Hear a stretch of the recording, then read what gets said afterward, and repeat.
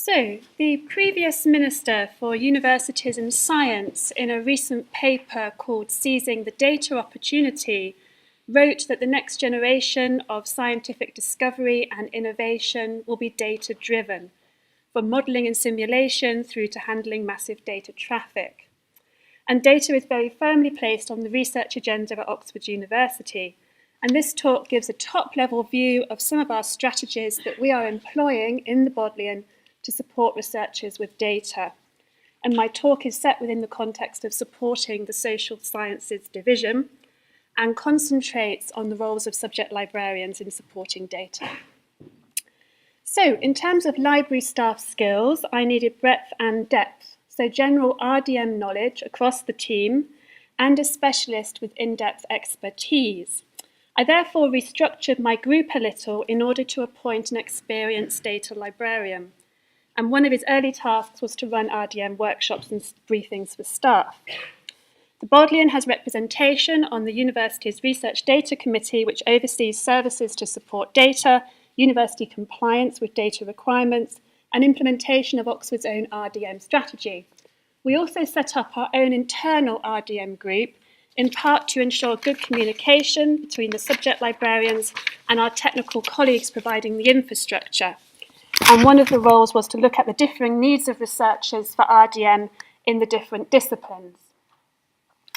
Just as the research environment is increasingly collaborative, so I believe that library services need to collaborate widely within their institution with related service providers and provide a one-stop shop approach. Accordingly, we set up a central RDM website and a central RDM inquiries email.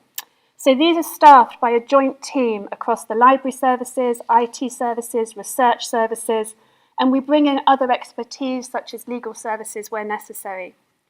So for the researcher needing information, there is just one place to go.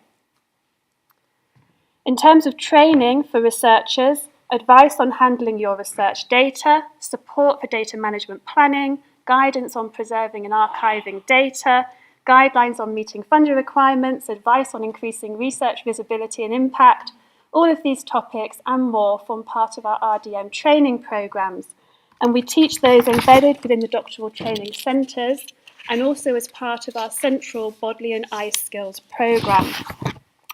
We also need a strategy for demonstrating the impact of our training and support, and one of our approaches is the RDM mentoring programme, which provides in-depth RDM support to 6 research projects from their early stages through to completion. In terms of the technical infrastructure, a basic division at Oxford is that IT services are supporting the live data, and the Bodleian libraries are building a long-term archiving service for fixed data called ORA-Data. So ORA is our institutional repository, and we are increasing its capability to support data.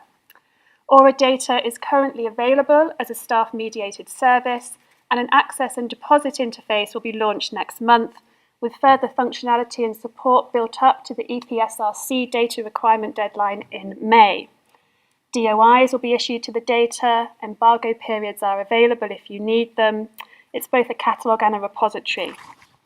Changing tack now from putting data in to getting data out, the Bodleian has a long-established role in acquiring and providing access to data resources, but data sets are also being acquired outside of the library by individual researchers and departments.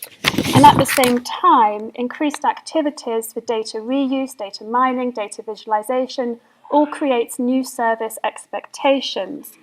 So I need to build a strategy that brings activities for data acquisition and access together, centred in the library, make some basic data preparation and cleaning services available, considers the implications of all this for library staff skills, including knowledge of research methods and data analysis software, makes provision with suppliers for the downloading of the raw data sets and more.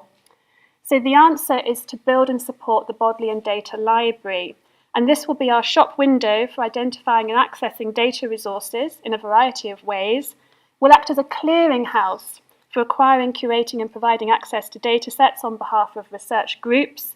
We'll manage contracts for research data such as Eurostat and offers a range of associated help and services. Our thinking is still in an early stage, but there's a strong support from our departments for developing this service. Moving on again from virtual spaces for accessing data to physical spaces. I believe that the current emphasis on working with data provides us with some excellent opportunities for creating new types of research spaces and learning environments in the library. So your institution, like mine, may have recently been awarded a large grant from the Nuffield Foundation to create a Q-STEP centre for teaching quantitative research methods to undergraduates. This is Oxford's Q-STEP lab for teaching, and it's hosted within the Social Science Library. And when it's not in use for teaching, the IT-rich space is available for other library users. Again, your institution, like mine, may need to create spaces for researchers accessing highly sensitive data. And we have an ESRC bid pending for 2 safe pods, which are prefabricated data secure rooms, primarily for accessing the administrative data hubs. And again, these will be located and supported in the library. And we hope to put together a collaborative bid to Oxford's IT Capital Fund to create a set of linked learning spaces supporting bring your own devices. And one of these spaces will be an innovative teaching methods room in our education library, which will link research together with practice, and that will include data.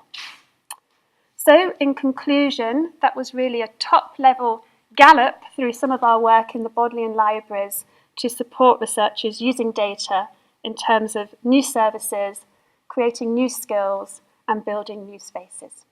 Thank you.